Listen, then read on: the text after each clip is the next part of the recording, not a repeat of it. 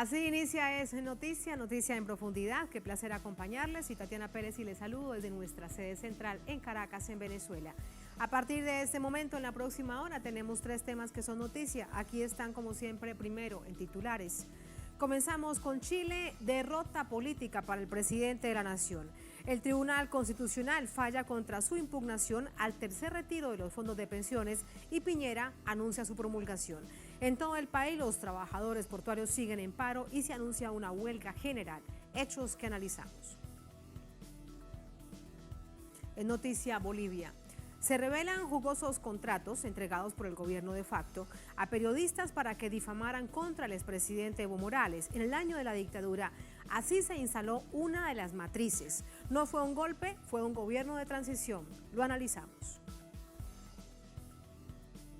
Y en Noticia Brasil, inicia su trabajo la comisión parlamentaria que investigará al presidente de la Nación por la catástrofe sanitaria que vive el país. Aunque hubo intentos por bloquear por parte del Ejecutivo, el presidente Bolsonaro pudo más la exigencia del Supremo Tribunal Federal.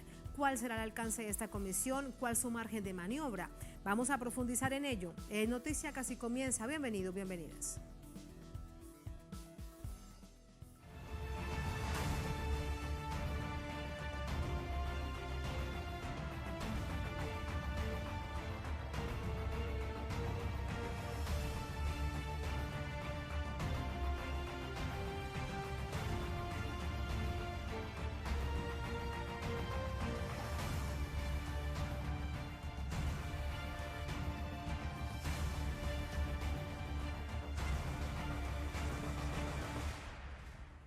En Noticia Chile, con el Tribunal Constitucional de espaldas, el presidente Sebastián Piñera promulgó el tercer retiro del 10% de los fondos de pensiones ya aprobado en el Senado la semana anterior. Algunos le llaman derrota política, Piñera le dice Estado de Derecho. Sin los votos suficientes a favor del requerimiento presentado ante el Tribunal Constitucional para impedir el tercer retiro, el presidente dijo que se apega al Estado de Derecho. Como gobierno, respetamos y aceptamos la decisión del Tribunal Constitucional, sin perjuicio de no compartirla. Por estas razones, promulgaremos hoy la reforma aprobada por el Congreso para permitir los retiros del 10% de los ahorros previsionales. De los 10 miembros del Tribunal Constitucional, 7 votaron en contra de la petición del mandatario y solo 3 a favor. Piñera además retiró el proyecto propio del tercer retiro de fondos de pensión que presentó el domingo para competir con el aprobado por el Congreso la semana pasada. Aseguró que la razón de no haber aceptado ese proyecto antes son los 3 millones de chilenos que ya no tienen fondos que retirar. Por ello anunció que presentará un nuevo proyecto de ley. En los próximos días presentaremos un proyecto de ley con las siguientes mejorías. Primero, permitir el retiro de un bono de 200.000 pesos a aquellas personas que no tienen saldo en sus cuentas de ahorro previsional. Segundo, crear un mecanismo para recuperar los ahorros previsionales retirados y así poder incrementar estos ahorros y mejorar las pensiones futuras de todos los trabajadores chilenos. Tercero, liberar de todo impuesto los retiros que afecten al 90% de los cotizantes y aplicar las normas tributarias actuales solamente a las personas que pertenecen al 10% de mayores ingresos. De nuevo la presión social sirvió como detonante. Este martes persistían las protestas encabezadas por el sector portuario, que mantiene el paro de actividades iniciado la semana pasada en oposición a las decisiones de Piñera. Más de 8.000 trabajadores de 25 terminales se habrían plegado a la convocatoria.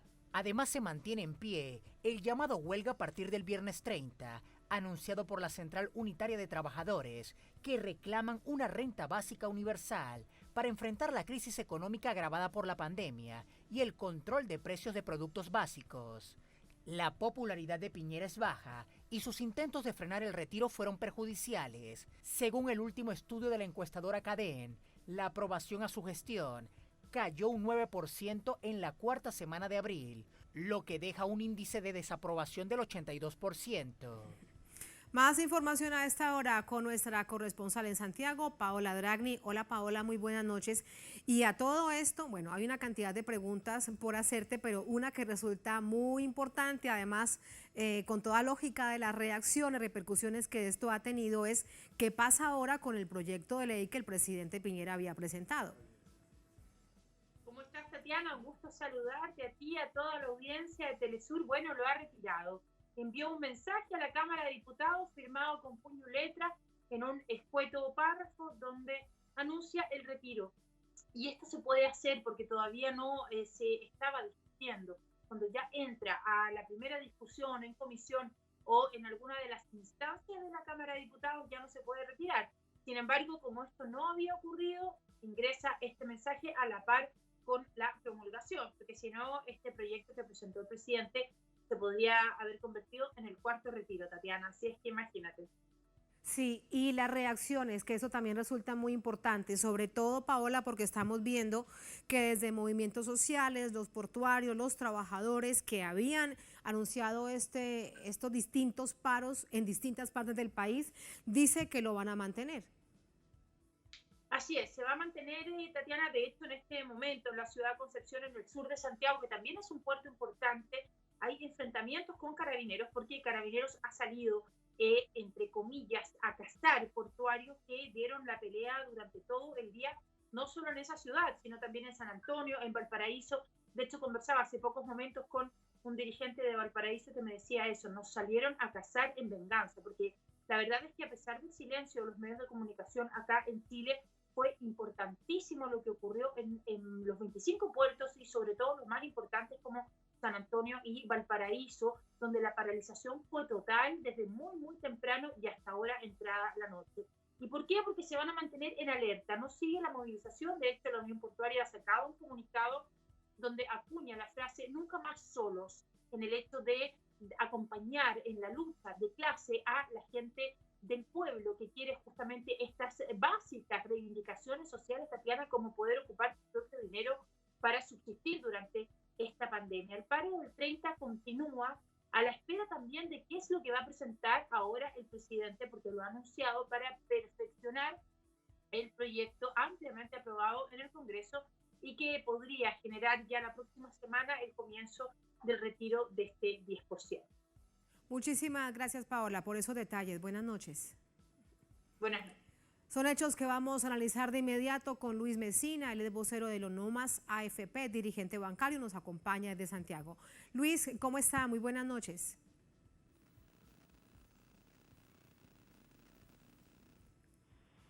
Hola Luis, buenas noches, ¿me escucha? Sí, le escucho perfectamente.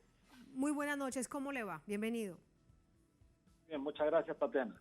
Muchísimas gracias. Luis, ¿qué significa esta decisión que ha tomado el Tribunal Constitucional? 7 contra 3 magistrados han tomado esta decisión de rechazar la impugnación que más de, digamos, hace como unos 4 o 5 días enviaba el presidente Piñera a esta alta corte.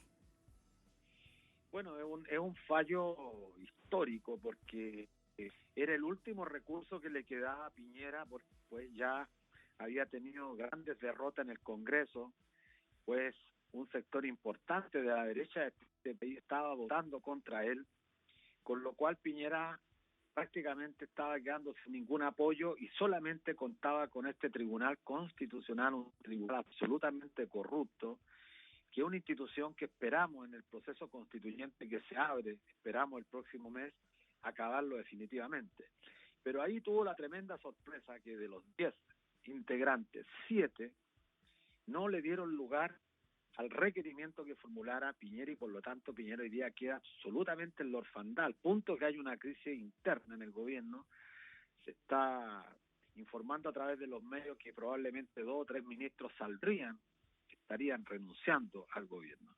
Lo grave de esta situación es que Piñera, a pesar de estar en esta situación de absoluta deslegitimidad, persiste en su intento por mantener el sistema privado de pensiones en Chile. Miren, para la prensa extranjera es tremendamente relevante tomar conciencia de esto. El problema que está enfrentando Chile hoy día justamente tiene que ver con la precariedad de la ciudadanía respecto a que el Estado ha sido absolutamente incapaz de concurrir con ayuda a todos y a todas para enfrentar las contingencias de la crisis. Sin embargo, los y las chilenas han hecho uso de sus ahorros previsionales ya en 2 ocasiones. ¿Y eso qué ha permitido? Ha permitido, extraña y contradictoriamente, descomprimir la presión social, pero al mismo tiempo ha generado reactivación económica. Es la paradoja, pues. Los y las chilenas con sus propios ahorros previsionales están salvando a Piñera, porque si no hubiesen existido esta posibilidad, la cosa de la crisis política sería mucho más grande. A pesar de ello, estamos viviendo una de las crisis políticas más grandes de los últimos años. ¿Y qué ocurre? Piñera persiste en mantener este sistema privado de pensiones, que es la causa, o una de las más grandes causas del estallido del 18 de octubre del año 2019. Sí, Luis, pero esto resulta bastante paradójico porque él se oponía, lo hemos visto, y presentaba este otro proyecto que habría que ser bastante técnico para encontrar las diferencias con el que había sido aprobado en Cámara y en Senado. Usted, por ejemplo, ¿qué diferencias le encontró? No, hay una diferencia, claro, mire, que buena la observación, porque aparentemente no hay diferencia, pero la diferencia es sustantiva, porque en el proyecto que presenta el día domingo Piñera, para acabar con el proyecto del Congreso, es lo mismo, y le agrega un componente populista, que es entregarle 200.000 pesos a las personas que ya no tienen ahorro en sus cuentas individuales, lo que parece razonable. Pero agrega, y esta es la trampa grande, trasladar un 2% más, la mitad con recursos fiscales, para seguir aumentando el aporte a las AFP. Es decir, los administradores de fondos de pensiones ganarían un 20% más de contribución mensualmente, y ese dinero va al fortalecimiento del mercado de capitales, que es el que permite que los multimillonarios chilenos, según la revista Forbes, sigan incrementando su fortuna, entre las que se incluye la fortuna de Piñera, que durante el año 2020, en un periodo de crisis, duplicaron su riqueza, y eso es lo obsceno en nuestro país. Aún más multimillonarios. Entonces, era quitarle más dinero del dinero de los trabajadores mes por mes. Ahí estaba la diferencia. Evidente, así es. Mes por mes, Luis, 2% cada mes. Claro, el 2% que iban a ir a las cuentas individuales de los y las trabajadoras, pero eso administrado con una lógica privada, una lógica del negocio, que es lo que la ciudadanía ha rechazado. Las AFP chilenas ahora en mayo cumplen 40 años, y después de 40 años son un absoluto fracaso en términos de pagar pensiones, puesto que la gente nuestra está viviendo en condiciones de absoluta precariedad cuando llega el estado de la vejez. Y eso es gravísimo, y por eso el pueblo chileno se ha movilizado con tanta fuerza, y el movimiento No Más AFP logró mover millones del 2016 para adelante, y estamos empeñados justamente en desarrollar actividades unitarias con los portuarios, los profesores, los sectores públicos, y hemos tenido reuniones esta semana a fin de poder evaluar cuáles son los mejores mecanismos para garantizar la paz social, la democracia y la salud de nuestros compatriotas, cuestión que Piñera, convertido en un pequeño dictador, coloca en peligro todos los días, con sus desacertadas políticas y con su absoluto, yo diría, desatino con lo que ha conducido a la política pública en nuestro país. Si lo miramos en términos electorales, Luis, próximo 16, 2 días seguidos, 48 horas de unas mega elecciones, ¿cuál será el impacto de esta situación, de esta crisis política? Usted dice, muchos dicen, se trata de una derrota política. El presidente Piñera, al promulgar la ley para ese tercer retiro del 10% de las AFP, dice, no, esto es Estado de Derecho. ¿Cuánto peso tendrá esta situación en términos electorales? Bueno, esperamos que tenga una gran representación. Desgraciadamente, también tenemos que tomar en cuenta que Chile, a pesar de tener, yo diría, un proceso de vacunación de las personas para enfrentar el COVID, quizá el más alto de América Latina, de América incluso, tiene la contradicción de que seguimos aumentando los contagios de manera exponencial, producto de que Piñera, con su lógica monetarista, ha permitido que el comercio esté abierto, ha permitido que en el verano los centros turísticos balnearios abrieran, que los colegios volvieran a clase, todo ello en la lógica monetarista, insisto. mercantil, que es la que ha generado grandes contagios y la gente tiene temor. Entonces, lo único que podría conspirar para que no haya una derrota política el próximo 15 y 16 es que la gente tuviera miedo y no concurriera a votar. Ellos apuestan a la abstención. La abstención es su mejor aliado porque la derecha siempre vota. Y nosotros optamos justamente a que sea un alto porcentaje de chilenos, de chilenas que vayan a votar de forma tal que logremos elegir la mayor cantidad de delegados al proceso constituyente, de forma tal reconstruir el Estado chileno que tanta falta le hace a nuestro país. Sí, Luis, algo más por preguntarte, pero a partir de allí quiero poner en pantalla un comunicado de los trabajadores portuarios. Ellos dicen, la movilización social, esta presión fue muy importante. Ahí lo vemos en pantalla. Unión Portuaria de Chile dice lo siguiente: los trabajadores hemos concretado la paralización de más de 25 terminales portuarias en solidaridad con el pueblo de Chile durante los días miércoles 21, lunes y martes 27 de abril. El gobierno que delegó el peso de la crisis en las familias trabajadoras, obligándolas a recurrir a sus propios fondos de pensiones, hoy, gracias a la gran presión social, sufrió una derrota en el Tribunal Constitucional y anunció que promulgará la ley. Sigamos avanzando. Aquí hay algo importante. Dice, esto se debe a nuestro juicio, la decisión del TC, a la acción de diversas organizaciones sindicales y sociales en la cual como organización nacional no quisimos restarnos, demostrando que con la lucha se logran los cambios. Por esta razón consideramos que la movilización y la paralización fueron un éxito. Piñera anunció que promulgará el tercer retiro aprobado en el Congreso sin más trámite. Esto confirma que fue la movilización social y las paralizaciones las que movieron el tablero político y obligaron a ceder. Allí está entonces la postura de los trabajadores portuarios, que para Chile es un sector muy importante en términos de la economía. ¿Cuánto crees que pesó también esta movilización social, esta presión social, además con un paro que por lo menos hasta ahora dicen que continúa el próximo 30 de abril? Bueno, yo creo que es fundamental las decisiones jurídicas de los distintos organismos encargados de pronunciarse sobre controversias, finalmente siempre sienten la presión social. Esto es, yo diría, una realidad que no se puede desconocer. Los fallos judiciales siempre tienen algún grado de determinación por la capacidad que tenga la sociedad de estar expresándose, y aquí en nuestro país estamos confrontados a una situación de alta complejidad, de alta conflictividad social. Y es evidente que el Tribunal Constitucional fue permeado de alguna forma por la presión social y estaban ante la opinión pública expuestos a aceptar el requerimiento de Piñera y con eso generar agudización mucho más profunda en nuestra sociedad. La movilización social en Chile es la que ha permitido todos los cambios que se avisoran. El 18 de octubre del año 2019, cuando se produce la rebelión, la revuelta en Chile, es producto de las grandes movilizaciones. Nosotros fuimos parte del movimiento Unidad Social, que fue quien convocó todas estas grandes movilizaciones, y esperamos seguir unidos más que nunca, porque la unidad y la organización hacen posible justamente generar movilización tras objetivos que son absolutamente legítimos, nobles para nuestro pueblo.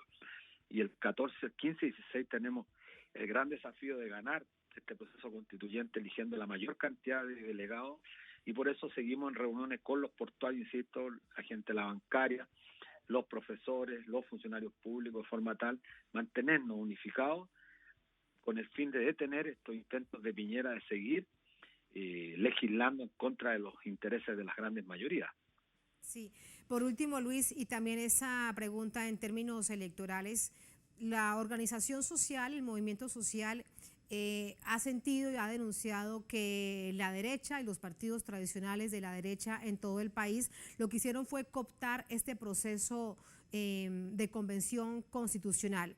Hoy por hoy, después de todos estos hechos políticos, ¿perciben que sigue siendo así, incluso con el aplazamiento de las elecciones? Mira, bueno, el movimiento social, cuando se produce la revuelta del 18 de octubre, exigíamos asamblea constituyente, soberana, plurinacional. El poder, el Congreso, con el Ejecutivo, nos escamotearon esa gran demanda y nos ofrecieron convención constitucional, que es un engendro raro, pero la realidad siempre es más fuerte que los intereses del poder. Y en la práctica lo que hoy día nosotros estamos presionando por un proceso constituyente que va a depender mucho de la capacidad que tenga el pueblo de respaldar a los candidatos, a los delegados, de forma tal que avancemos lo más que podamos en reconfigurar un Estado absolutamente distinto al que se construyó bajo la tiranía y que fue perfeccionado en los últimos 30 años y que es lo que el pueblo ha rechazado de manera contundente. Todo está en juego, nada está resuelto en el país, especialmente con los grados de irascibilidad que muestra nuestro pueblo producto del descontento que tiene ante este gobierno. Por lo tanto, ese es el desafío gigantesco y, por supuesto, la movilización tendrá que cambiar el carácter de esta convención constitucional, que era una forma amarrada desde el Ejecutivo, desde el gobierno con el Congreso, con una parte del Congreso, para limitar el espacio democrático de la Asamblea Constituyente que demandaba la gran mayoría de los chilenos y chilenas. Todo está en juego, no hay nada dicho. Con esa reflexión te despido, Luis. Un placer, muchas gracias. Muy buenas noches. Muchas gracias, Tatiana, y un abrazo a todos, que estén muy bien. Un abrazo, gracias, Luis, muy buenas noches. Así nos vamos a la primera pausa en esta emisión de Es Noticia. Al volver en Noticia Bolivia, se revelan jugosos contratos entregados por el gobierno de facto a periodistas para que difamaran contra el expresidente Evo Morales. En el año de la dictadura así se instaló una matriz, una de tantas. No fue un golpe, fue un gobierno de transición. Es una situación que analizamos al volver en Es Noticia.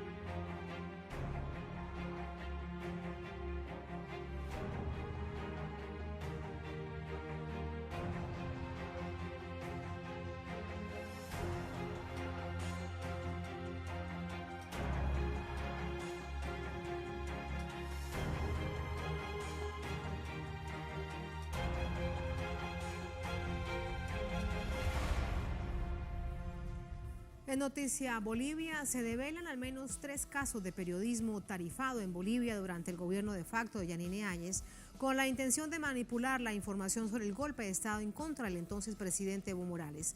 Esto en medio del descubrimiento de desvío de fondos públicos por parte de la dictadura. En medio de la revelación de los desvíos de recursos de la estatal de yacimientos petrolíferos durante la ilegal gestión de Yanine Áñez, también se dan a conocer algunos de los documentos firmados por el gobierno ilegítimo con el fin de financiar falsos testimonios informativos con al menos 3 periodistas en respaldo al golpe de Estado perpetrado contra Evo Morales en noviembre de 2019.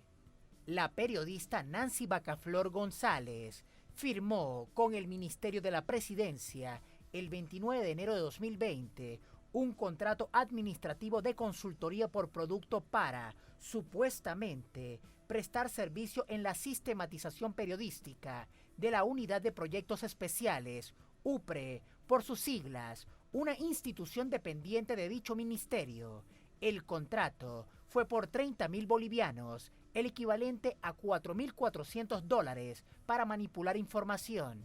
Una correspondencia dirigida al Ministerio de la Presidencia de facto, Yerko Núñez, firmada por Bacaflor, presenta el informe final del servicio el 12 de febrero de 2020, es decir, a 13 días de la firma contractual, algo que, según el medio plurinacional.info, fue en tiempo récord.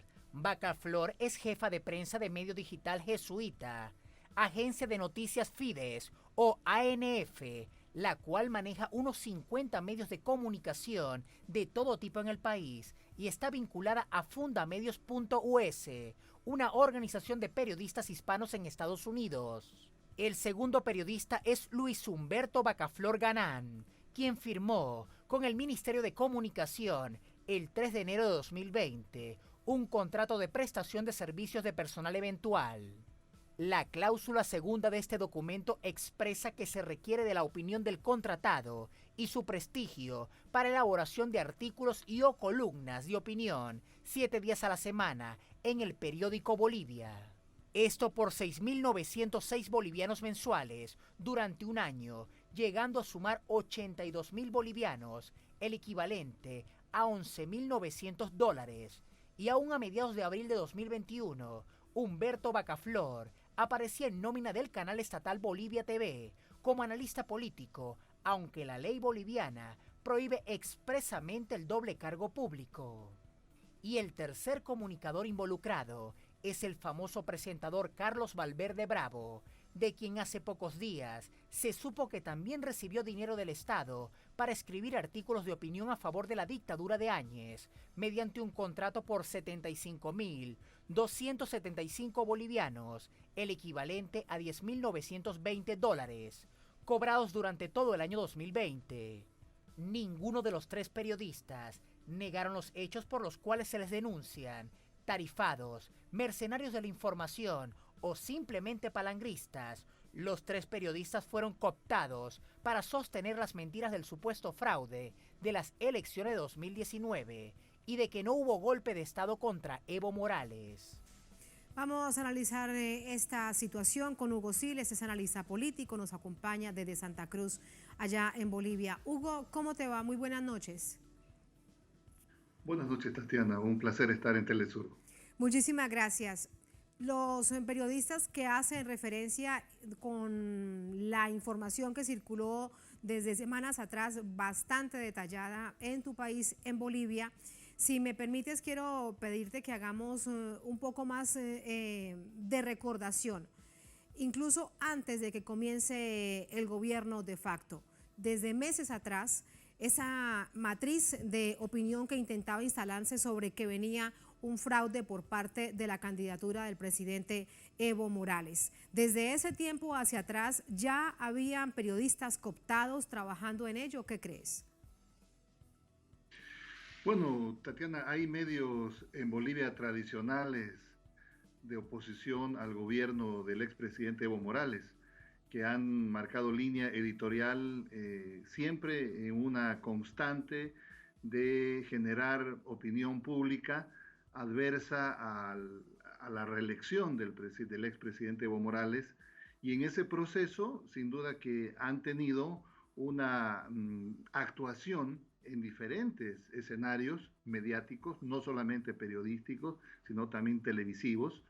Pero ya para septiembre del año 2019, esta campaña mediática de ir construyendo narrativas, de ir construyendo en el colectivo imaginario del ciudadano de que se estaba afectando a la democracia y a la libertad, fue posicionándose de tal forma que hay entre septiembre y octubre del 2019 un sinnúmero de hechos noticiosos que van a ir mostrando una hoja de ruta ya prácticamente condenatoria a un resultado electoral que era muy previsible, en el sentido de que las encuestas y el proceso electoral le favorecía al expresidente Evo Morales para poder alcanzar la votación y ganar en primera vuelta. Entonces, en ese contexto ya se armó toda una narrativa falseada de ir preparando el escenario preelectoral, y precisamente se hablaba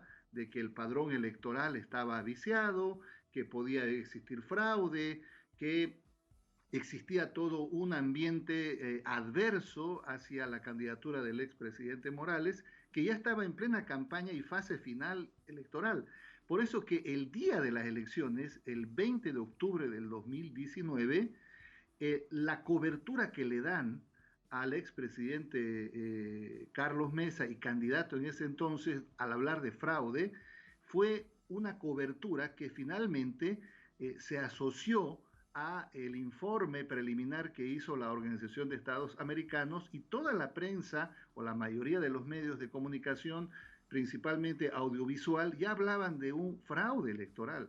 Le siguieron a la conferencia de prensa de Carlos Mesa y instalaron esta narrativa del fraude electoral, y corroborado por la Organización de Estados Americanos en un funesto informe preliminar lanzado a eso de las 4 de la mañana, los medios de comunicación despertaron el día 21 de octubre prácticamente con la lectura y los titulares y los editoriales hablando de fraude electoral. El proceso siguiente a la narrativa del fraude electoral ya fue el golpe de Estado, que estuvo antecedido de los pedidos de renuncia tanto del comandante de la Policía Boliviana como el comandante de las Fuerzas Armadas. Una vez que el presidente Morales tiene que renunciar presionado por estos dos factores de poder, los medios de comunicación el 12 de noviembre, uno puede leer hoy en la hemeroteca digital, los medios de comunicación prácticamente hacen énfasis a que la renuncia y la sucesión constitucional ya estaba mostrando de que había un viraje prácticamente democrático, legítimo y constitucional. No hablan de los pedidos de renuncia de los factores de poder, policía y fuerzas armadas, y tampoco de la persecución a los dirigentes y correligionarios y ex autoridades del presidente Morales. Hay autoridades que les quemaron sus casas, los secuestraron a familiares. Todo eso pasó inadvertido y prácticamente se concentró la opinión pública de los medios de comunicación, que ya cerraron filas en función de relatar de que había existido una sucesión constitucional y un gobierno transitorio el que era el que asumía. Entonces, esto ya estuvo antecedido y durante el golpe de Estado se puso en práctica. Ya en la autoproclamación de la señora Yanine Áñez, los medios de comunicación ahí sí asumen un rol, obviamente para poder sostener que este gobierno era un gobierno constitucional, que no había existido golpe de Estado y que más bien la democracia en Bolivia se había restablecido y que se intentaba pacificar el país cuando ya habían perseguidos, detenidos y cuando ya las muertes en los enfrentamientos, que así decían los medios, pero más que enfrentamientos eran represiones hacia la población civil de Sacaba y de Sencata. Todo eso fue sostenido por los medios de comunicación de manera falseada y para poder contarle al mundo desde Bolivia que en este país había existido una sucesión constitucional, que se había restablecido la democracia y que se estaba en un gobierno de transición pacífico. Cuando los medios de comunicación internacionales llegaron al país, la propia ministra de Comunicación, Roxana Lizárraga, dijo en su momento que los periodistas extranjeros estaban cometiendo sedición. Incluso el medio de comunicación Telesur fue sacado de las grillas de todos los cables en Bolivia, junto a otros medios internacionales también. Entonces, esa fue la actuación de los medios de comunicación, obviamente secundados por todo un trabajo de articulación planificada por el gobierno de facto de la señora Áñez. Toda una estrategia, pero entonces estamos hablando, Hugo, no de periodistas, sino de actores políticos. No, sin duda hubo una actuación, pero totalmente concentrada en mostrarle primero a la población en Bolivia, principalmente de las áreas urbanas, de que se había desarrollado una protesta ciudadana. Esa protesta ciudadana corrige el sistema democrático en Bolivia y renuncia un presidente constitucional que desde muchos editoriales en Bolivia, obviamente con intereses políticos, económicos, le daban incluso el denominativo de dictador. Un presidente como el expresidente Morales, que había tenido votaciones del 60%, 63%, incluso el año 2014 el presidente Morales sacó una votación del 61%, una votación histórica. Era calificado por editoriales y por medios de comunicación, periodistas, no solamente de plumas, sino audiovisuales, de una dictadura. Y esa dictadura había caído y por lo tanto había sucedido constitucionalmente un gobierno democrático. Esa era la narrativa que se construía, que obviamente estaba en total contradicción con los hechos sucedidos en el país, y que claramente algunos medios en las redes sociales, algunos medios internacionales reflejaron de manera cabal.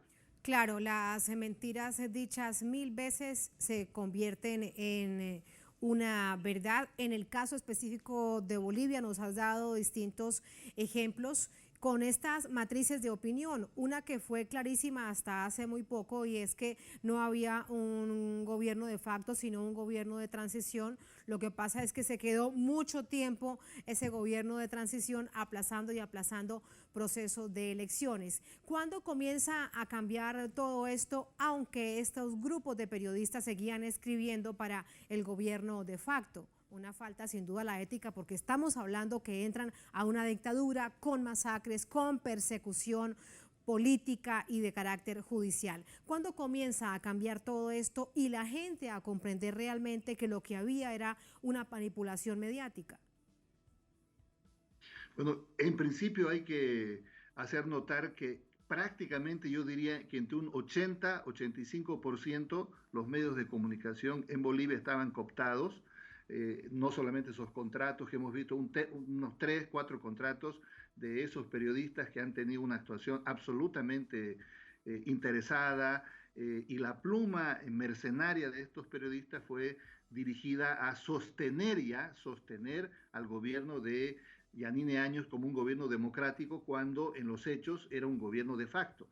Yo creo que la población empieza a manifestarse en las redes sociales y en algún periodismo alternativo que surge a partir de toda una parafernalia cooptada de medios estatales Hugo, y unos medios que no decían nada con las masacres, con las que recordabas, con Sacaba y Sencata, con la persecución judicial, con las mujeres de Pollera golpeadas, con la exalcaldesa Patricia Arce vilipendiada públicamente.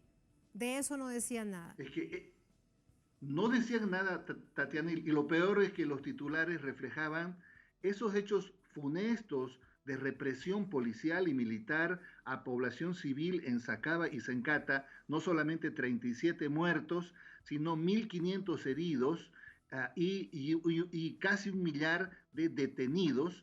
Los titulares de los medios eran enfrentamientos en Sacaba, enfrentamientos en Sencata.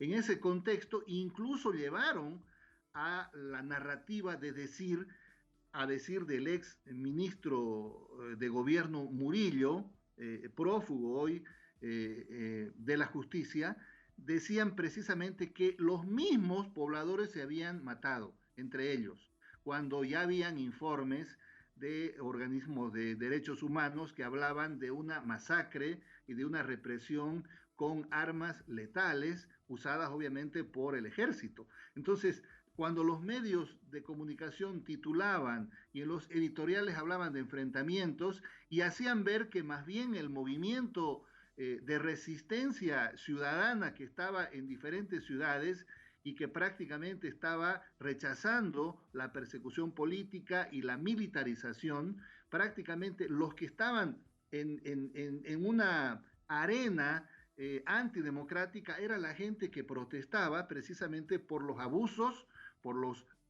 de represión y de persecución política en Bolivia.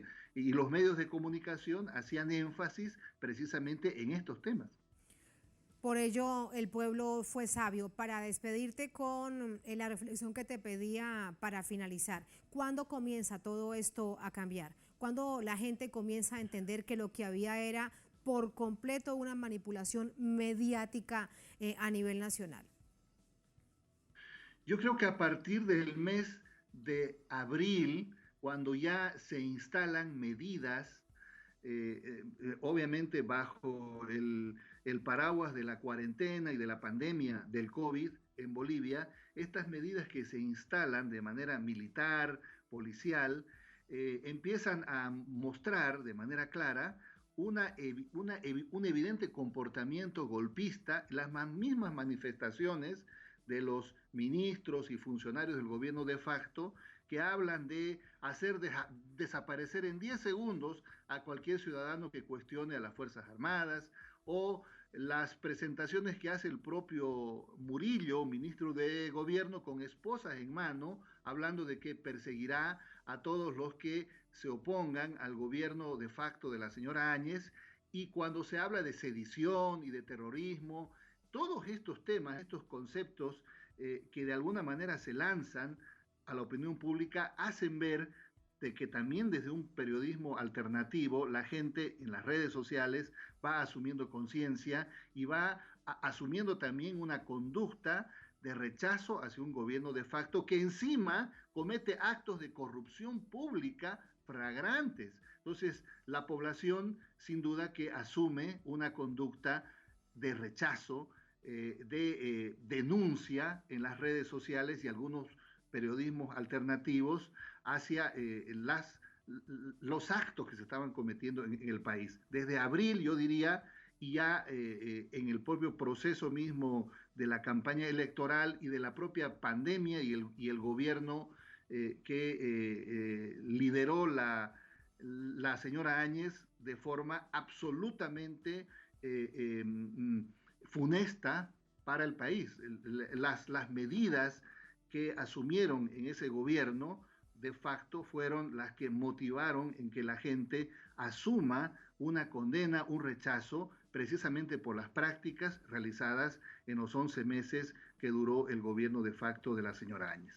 Es la sabiduría popular, la sabiduría de la gente, del pueblo, que luego comprendió todo lo que estaba sucediendo.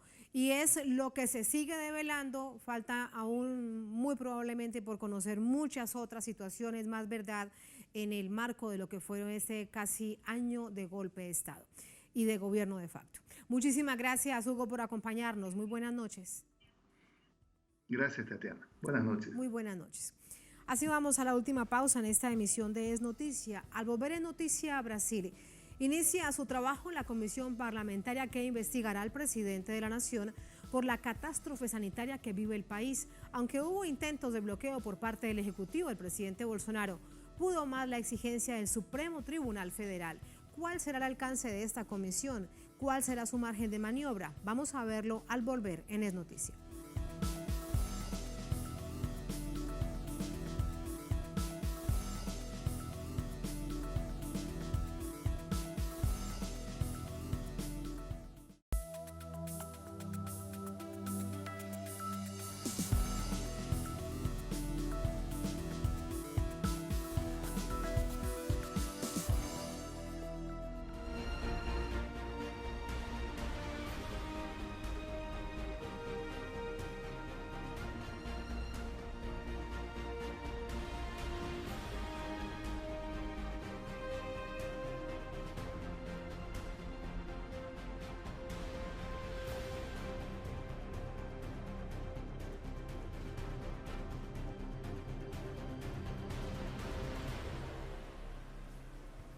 En Noticia Brasil comienza su labor la comisión parlamentaria que debe investigar al presidente Bolsonaro por su mal manejo de la pandemia. Una comisión exigida por la autoridad judicial, la máxima autoridad judicial del país. Vamos a verlo. La comisión de investigación parlamentaria que indagará sobre las acciones del gobierno federal y el uso de fondos en la gestión de pandemia por la COVID-19 se instaló este martes con la elección de la directiva. Los parlamentarios elegidos para el cargo del presidente, vicepresidente y relator de la comisión fueron los senadores Omar Aziz, Randolfo Rodríguez y Renan Calheiros, respectivamente. Medios locales reportaron que el presidente Jair Bolsonaro lanzó una estrategia para intentar neutralizar a la comisión. Entre las maniobras, una medida cautelar que pretendía impedir el nombramiento de Calheiros. Me guiaré por la imparcialidad que impone la función, independientemente de mis valoraciones personales. La investigación será técnica, profunda, centrada en el objeto que justificó la comisión investigadora parlamentaria y despolitizada. No fue por casualidad el flagelo divino que nos trajo a esta situación de la pandemia. Hay responsables, claro, hay responsables por acción u omisión, negligencia o incompetencia, y de probarse serán detenidos los responsables. El senador además indicó que llamará al ministro de Bolsonaro y exministros de salud para explicar la tragedia sanitaria que hoy atraviesan.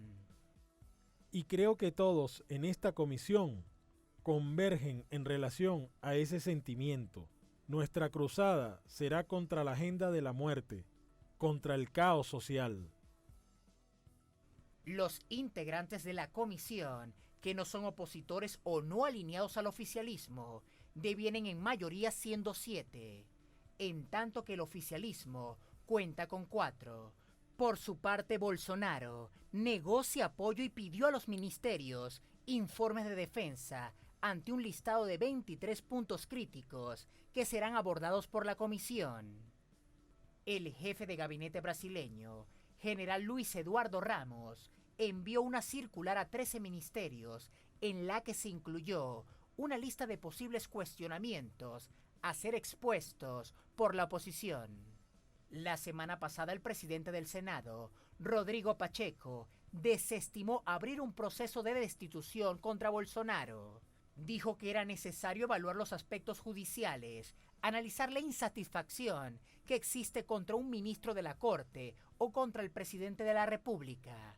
Que la nación sea epicentro de la epidemia en América Latina, con mayor número de contagios y muertes por COVID-19, corrobora la mala gestión de Bolsonaro.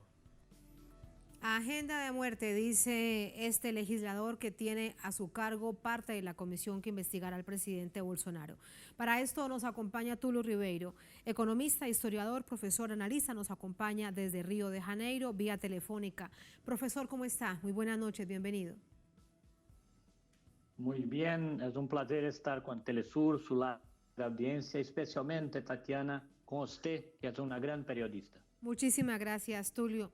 Tulio, dice lo que veíamos antes de iniciar esta conversación con usted, que se trata de una agenda de la muerte, otros han dicho es una catástrofe sanitaria, otros más dicen se trata de un genocidio. ¿Hasta dónde realmente tiene capacidad para investigar esta situación tan compleja que está viviendo el país, esta comisión? Porque al fin y al cabo está integrada por grupos políticos que tienen sus propios intereses políticos.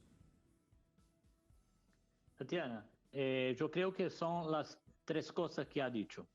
Es una situación muy triste, por ejemplo, para el mundo conocer esta noche en un hospital de São Paulo, que es la ciudad más desarrollada del Brasil, las personas estaban con intubación sin sedación, porque no tenemos kit de intubación en todos los lugares.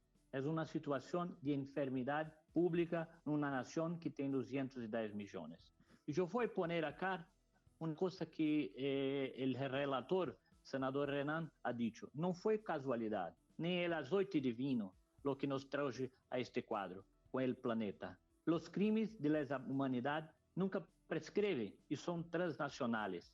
Habló de Slobodan Milosevic y Augusto Pinochet como ejemplo. Queremos decir que los brasileños están muriendo por una incapacidad del gobierno brasileño, por una falta de actitud de comprar las vacunas cuando tuvimos oferta muy temprano, por la importancia de Brasil, la cantidad de personas que tenemos. Entonces, esta situación de Brasil no es una situación para poner en el pasado.